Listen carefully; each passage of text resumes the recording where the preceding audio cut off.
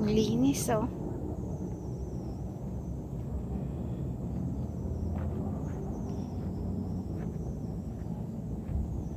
Ganda na, oh.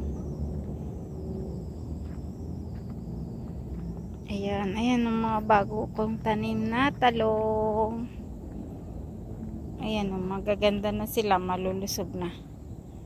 Mamaya ako magdidilig. Ayan, ang linis. Ang gandang tignan pag ang linis ng paligid. Ayan naman yung bagong tanim na pechay. Ayan, nausbong na. Ang bilis, oh. 2 araw ko pa lang yan nila nilagay.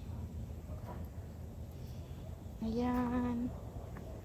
Ganda ng bunga ng papaya, oh. Ganda sa mga sagingan.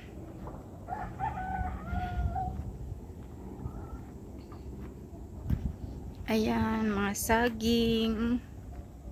Isa lang yung nagbunga ngayon. Hindi ngayon tagbunga ng mga latundan. Lakatan. Ayan, yung isa lang yung nagbunga. Ay, nagtago. Ayan. Pati mga pinya, hindi nila ngayon tagbunga.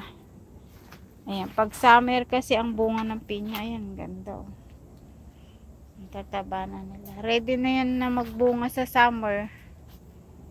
Ayan, naabonohan ko na yan. Abonohan ko yan ulit after ng January yan. Para ready sila sa summer. Gandang tignan pag malinis. Linis. Ayan pa mga talong.